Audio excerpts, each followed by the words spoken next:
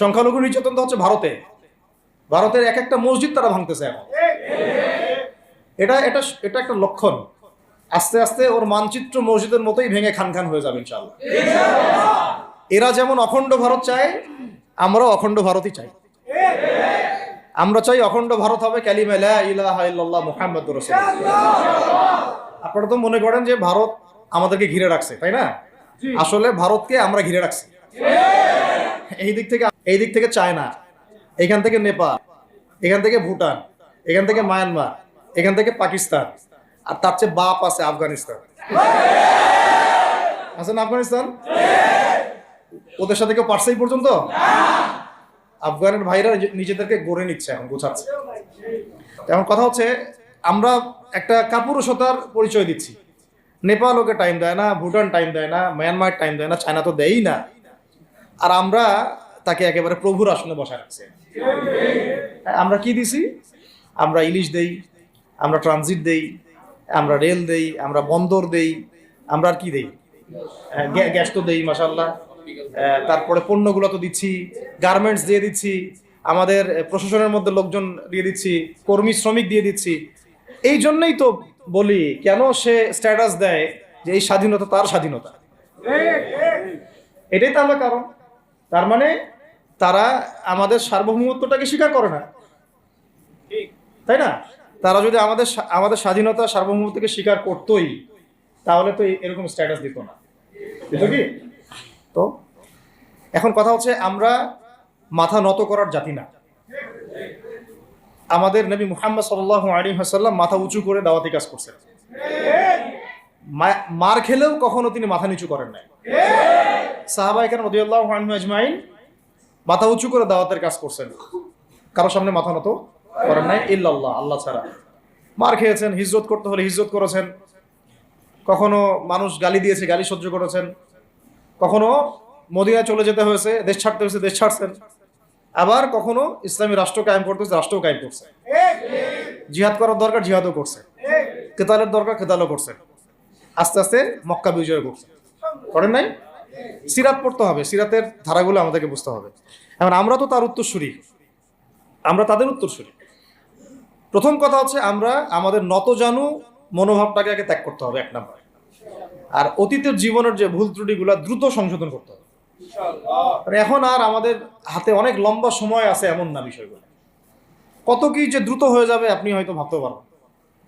বিশ্বটা খুব দ্রুত চেঞ্জ হচ্ছে। এই অল্প সময়ের মধ্যে আফগানের ভাইরা দাঁড়ায় গেছে, অল্প সময়ের মধ্যে সিরিয়া দেখলেন যে পরিবর্তন হয়ে যাচ্ছে। তারপরে আপনি কয়দিন পরে দেখবেন ইনশাআল্লাহ যে এই আপনার প্যালেস্টাইনের অবস্থাও পরিবর্তন হবে ইনশাআল্লাহ। তখন এরা আবার হামাসকে ঠিকই বলবে যোদ্ধা, তখন ঠিকই বলবে যোদ্ধা। এখন বলতেছে বিদ্রোহী, বলতেছে সন্ত্রাসী। হ্যাঁ, তো একটা বিষয় আগে বলে নেই, এটা বোঝার দরকার আছে যে দেখেন, ফিলিস্তিনে যে অবস্থা চলতেছে সেখানে কিন্তু আমাদের তাবলিগের মেহনতটা মূল না, সেখানে আমাদের জিহাদের মেহনতটা মূল, তাই না? বিষয়টা ওখানে তো সবাই, ওখানে বোম পড়তেছে, ওখানে কি সবাই তাবলিগের মেহনত করবে? না, অস্ত্র হাতে নেওয়া ফরজ। এটা বোঝার জন্য আপনার তো মুফতি হওয়ার দরকার নেই। হ্যাঁ, আবার যখন আফগানে আমেরিকা হামলা চালাইছিল, তখন কি শুধু তাবলিগটা ফরজ ছিল? না, ওদের হামলা প্রতিরোধ করা ফরজ ছিল? ফরজ ছিল। একই অবস্থা সিরিয়াতে হয়েছে, কিন্তু বাংলাদেশে এখন সেই অবস্থাটা নাই। কিন্তু বাংলাদেশে তাবলিগের মেহনত, আমর বিল মারুফ নাহির আনিল মুনকারের মেহনত চলবে, মানে তাবলিগের মেহনত, দাওয়াতের মেহনতটা চলবে। যদি কখনো বাংলাদেশে দেখা যায় যে দেশের শত্রুরা বা দিনের শত্রুরা বা উগ্রবাদীরা এই দেশের স্বাধীনতা সার্বভৌমত্বের উপর আক্রমণ করে, তখন কি আমাদের উপরে জিহাদ ফরজ হবে কিনা? এখন যদি তাই হয়, এখন আপনাদের কি মনে হয় এটার সম্ভাবনা আছে না নাই? এটুকু ইন্টেলেকচুয়াল অবস্থা তো আপনাদের আছে, এটার সম্ভাবনাও হতে পারে, আজ হোক কাল হোক, হতেই পারে। তখন আমার প্রিপারেশনটা কি হবে সেটা আমাকে এখন জানতে হবে। আমার প্রিপারেশনটা কি হওয়া উচিত? প্রথম প্রিপারেশন হওয়া উচিত, আগের সমস্ত জিন্দেগিতে যা করছি নিজেকে আল্লাহর দিকে ফিরাই নিয়ে আসে। এটা প্রথম কাজ। যে আল্লাহর দিকে ফিরে আসা নেই, তার সাথে না জিহাদের সম্পর্ক আছে না কিতালের কোনো সম্পর্ক আছে, সে তো আল্লাহর পথেই নাই। তো প্রিয় যুবক ভাইরা, আগে প্রথম কথা হচ্ছে আগে আপনি আল্লাহর দিকে ফিরে আসেন, এক নম্বর। দ্বিতীয় কথা হচ্ছে, এরপরে আমাদের প্রয়োজন শারীরিক প্রস্তুতি। শারীরিক প্রস্তুতি যেমনটা বললাম যে কোনো অবস্থাতেই আলেম ওলামাদেরকে, দায়ীদেরকে, মুফতিদেরকে, মুহাদ্দিসদেরকে, মাদ্রাসার শিক্ষকদেরকে, খতিবদেরকে ভিতরে ঢুকতে দেওয়া যাবে না। কারণ আপনাদেরকে যদি ভিতরে নিয়ে যাওয়ার স্কোপ পায় তারা নতুন করে আবারও কেউ, তাহলে আর সুস্থ রাখবে না, ফিজিক্যালি আপনি ঠিক থাকতে পারবেন না। অতএব একটা সামাজিক প্রতিরোধ গড়ে তুলতে হবে সবসময়। মানে একটা এলাকার মধ্যে একজন আলেম আছেন, সেই আলেমকে এলাকা থেকে নিতে পারবে না, তাকে নেওয়ার আগে 100 জনের উপর গুলি চালাইতে হবে, এমন একটা মুভমেন্ট থাকতে হবে।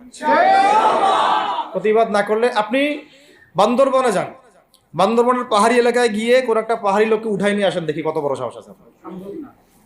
আর্মি পর্যন্ত পারে না। কে পারে না? সেনাবাহিনী পারে না। পারে? পাহাড়িরা ওইখানে ঐক্যবদ্ধ হয়ে যায়, ওদের মহিলারা ঝাড়ু নিয়ে সামনে চলে আসে। এই আমাদের বান্দরবনের কথা বলতেছে। ওখানে যে কুকিচিং একটা ফ্রন্ট গঠন করছে সশস্ত্র বিদ্রোহীরা, ওই অংশটুকুকে নিয়ে একটা মাস্টার প্ল্যান আছে ওদের। ওই অংশটুকুতে তারা একটা খ্রিস্টান রাজ্য বা আলাদা একটা পাহাড়িদেরকে নিয়ে একটা রাষ্ট্র প্রতিষ্ঠা করতে চায়। এটা ওদের স্বপ্ন আর কি। এই উদ্দেশ্যে তারা হাঁটতেছে এবং তারা অস্ট্রেলিয়ার ভাষায় কথা বলে। ওখানে তারা পতাকা বানাইছে, মানচিত্র বানাইছে, এমনকি লাস্ট টাইম আমরা ওখানে গিয়ে শুনলাম যে মুদ্রাও নাকি বানাচ্ছে। মুদ্রা বুঝতেছেন বিষয়টা কত ডিপ।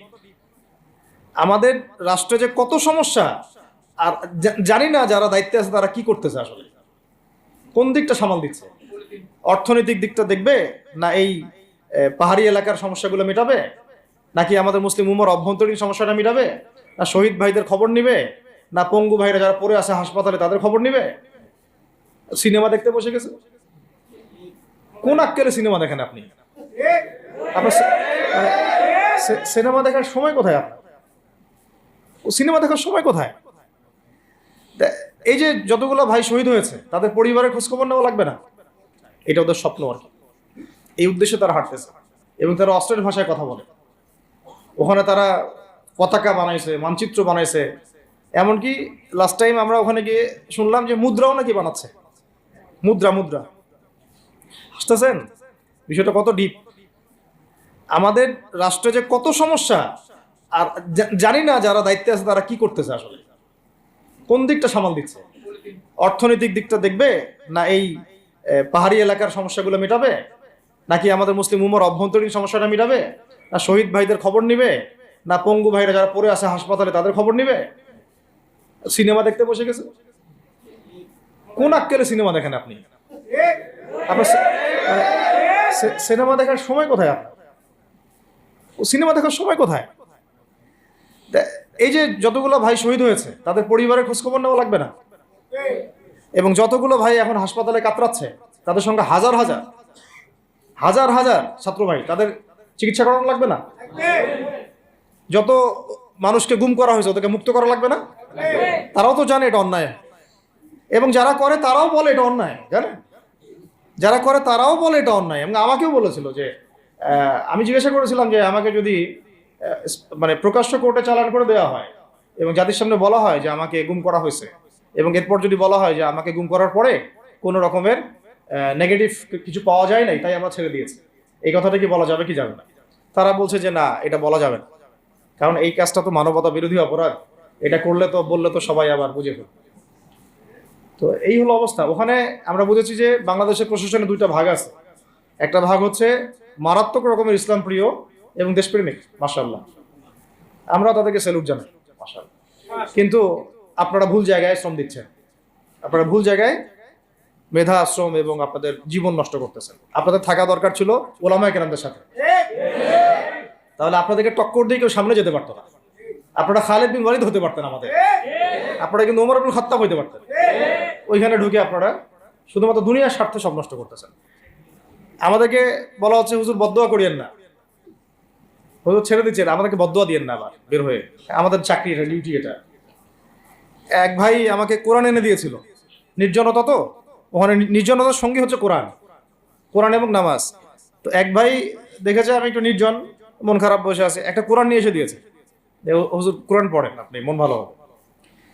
আর একজন এসে কোরআন নিয়ে চলে গেছে। কোরআন পড়ে ওখানে যদি আপনি আবার উল্টাপাল্টা কিছু করেন, ওদের নিয়ম নাই কোরআন দেওয়ার কি নাই, নিয়ম নাই। তো এই হলো অবস্থা। কথা হচ্ছে যে এই ভাইদেরকে মুক্ত করাও তো তাদের কাজ ছিল। যে ওলামায়ে কেরামদের একজনের উপরে 3টা 4টা 5টা 10টা করে মামলা এখনো ঝুলতেছে, তাদেরকে মুক্ত করা উচিত ছিল না? আর এই পুরো জুলুমের পিছনে যত জালেম ইনভলভ ছিল তাদেরকে আইডেন্টিফাই করে ভিতরে ঢুকানো উচিত ছিল না? হয়েছে সবকিছু? তো এই জিনিসগুলোর মধ্যে অনেক গ্যাপস আছে। এগুলো যদি এভাবে চলতে থাকে তাহলে আগামীতে আমরা যারা ইসলামিক রাজনীতি করব বলে চিন্তা করতেছি বা ইসলামকে রাষ্ট্র ক্ষমতায় নিতে চাই, আমরাও কিন্তু বেগ পাবো, আর ভালো রকমের বেগ পাইতে হবে। আপনারা দেখছিলেন ট্রেন্ডিং টুডে বিডি। চ্যানেলটি ভালো লাগলে সাবস্ক্রাইব করুন। ধন্যবাদ।